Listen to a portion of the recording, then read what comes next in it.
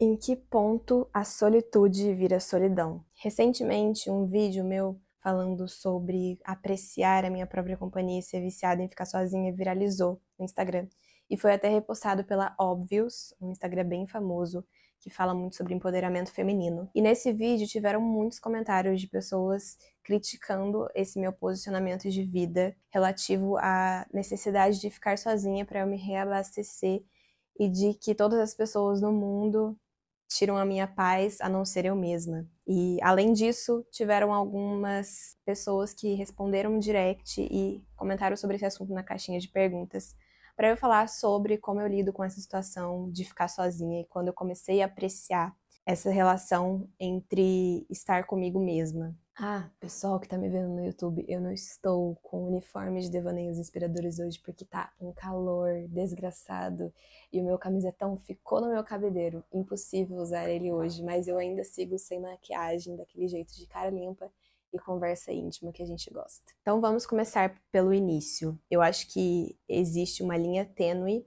entre solidão e solitude. E você caminhar por essa linha tênue é deslizar em muitos momentos. Em muitos momentos mirar na solitude e acertar na solidão. Falando um pouco sobre a minha história de vida, eu sou filha única e diversas situações que aconteceram na minha vida, a rotina de uma Caroline infantil e adolescente, me fizeram aprender a ser sozinha. A minha companhia sempre foi eu mesma, por conta de não ter irmãos. Essa solidão se transformou em uma arma para mim, ao ponto de eu me tornar muito intolerante às outras pessoas na minha vida. E como modo de defesa, eu acabei me blindando da forma que eu achava necessária aos relacionamentos. Apesar de ter muitos, eu tinha um limite do quanto a pessoa poderia chegar próxima de mim. E isso se torna um problema, porque apesar de você apreciar, de eu apreciar a solidão,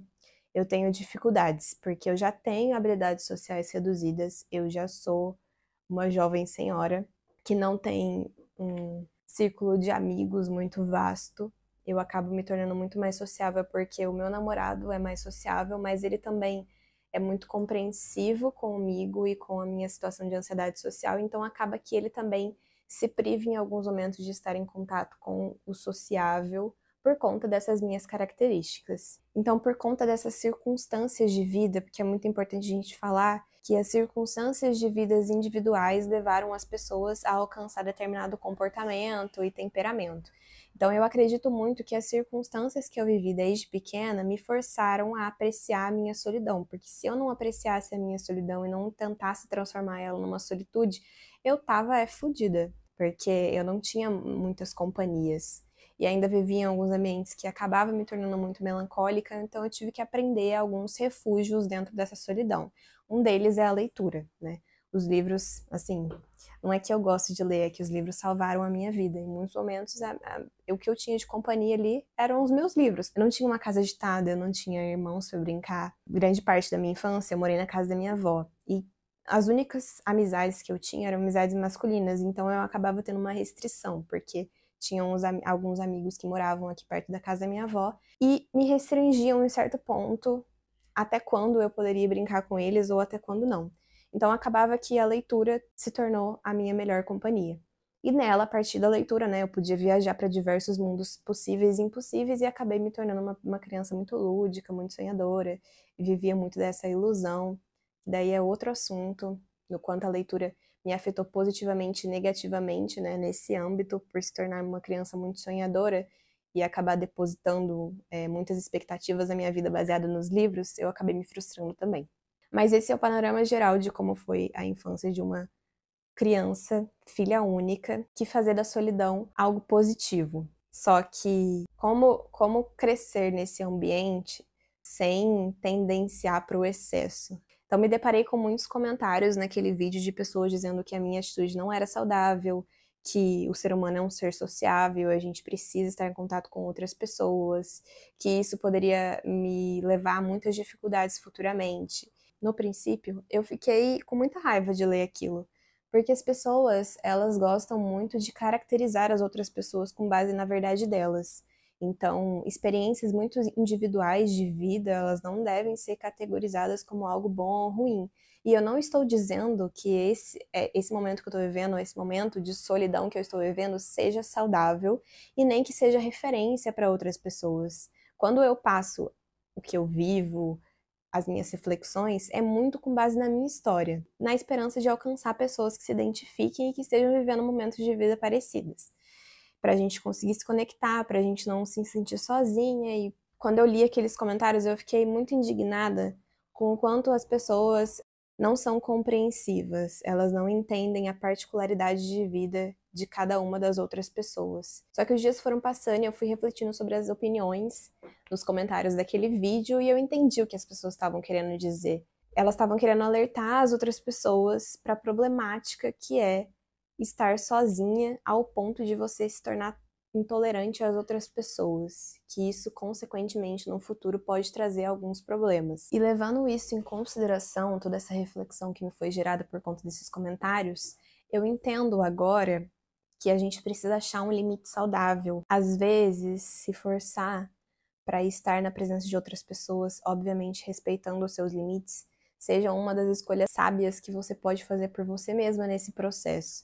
Eu acho que se retrair, ficar em casa, apreciando somente companhias dos seus livros ou do seu cachorro, que no meu caso é uma das coisas que me abastece mais ultimamente, também não vai ser bom, porque quando você estiver em contato com outras pessoas, você não vai saber como se comportar e você vai sinceramente se sentir como um bicho, que é como eu me sinto atualmente. Claro que existem alguns momentos da nossa vida, dependendo inclusive dos nossos períodos, né, hormonais, das diferenças hormonais que a mulher passa, que a gente sente, né, mais necessidade de ficar mais reclusa. A gente gosta de ter um banho premium, cuidar do cabelo, fazer uma skincare. E muitas das vezes essas situações que a gente quer viver, a gente não quer ter alguém ali do nosso lado, a gente quer tirar um momento pra gente. Mas eu acho que tornar isso a base da sua felicidade não será algo saudável para você como ser humano, como pessoa. Vai reduzir muito as suas habilidades sociais, você vai ficar extremamente intolerante quanto a outra pessoa invadir seu espaço, porque a partir do momento que você torna o seu espaço algo muito sagrado para você, ao ponto de que a sua companhia é a única coisa que realmente importa, quando chegar alguém querendo, mesmo querendo demonstrar amor, querendo demonstrar afeto, você vai se sentir muito invadida. E essa consequência, ela não é a mais sensata a ser vivida, porque existem pessoas que querem estar na nossa companhia, que apreciam a nossa companhia e que a gente não recebe muito bem. E eu digo mesmo no meu caso, como eu tenho essa dificuldade de estar na presença de outras pessoas, muitas das vezes, como a minha solitude, a minha que extrapola para a solidão, é algo que me preenche, eu tenho muita dificuldade em ser preenchida na companhia de outra pessoa. Quando eu estou em lugares ou vivenciando situações que começam a me gerar ansiedade, eu só quero me retrair e ficar sozinha. E aí isso também é um problema, porque como que você só se reabastece estando sozinha, quando na verdade as pessoas que você ama deveriam ser companhias agradáveis para você? Isso parte muito de uma mente ansiosa, de uma pessoa com ansiedade social. Eu estava refletindo, inclusive, sobre essa questão esses dias, que tem uma famosa frase que dizem assim: se você não consegue ficar sozinha, é porque você não ama a sua própria companhia. Você não se ama, consequentemente. Mas e se você só consegue ficar sozinha? Será que você ama a sua companhia? Eu acho que não. Eu acho que não, pelo simples fato de que quando você está na companhia de pessoas que te amam, você não consegue se sentir amada, porque você não se ama, entendeu? Então eu acho que é muito sobre o limiar tenso entre essas situações, os excessos cometidos nessas duas vertentes, tanto na vertente de você não conseguir estar em contato com você mesma, não conseguir ficar na sua própria companhia, porque você não se ama, e o fato de você não conseguir estar na companhia de pessoas que te amam, de apreciar esse momento, porque você também não se ama. Então a gente tem que tentar o máximo possível alcançar um equilíbrio sadio entre essas situações. Eu tô buscando esse equilíbrio. Eu não acho ainda que eu esteja num momento muito saudável da minha vida, muito pelo contrário, estou num momento de muitos desafios, tanto da parte emocional quanto de trabalho, de estudo também. E dentro dessas instabilidades vividas, com a terapia, obviamente, que eu nunca vou parar de incentivar vocês a fazerem terapia, a gente vai conseguindo traçar um caminho mais seguro, mais confortável diante dessas situações. E não que seja fácil, vai ser difícil descobrir como conviver com a solitude sem transformar ela em solidão.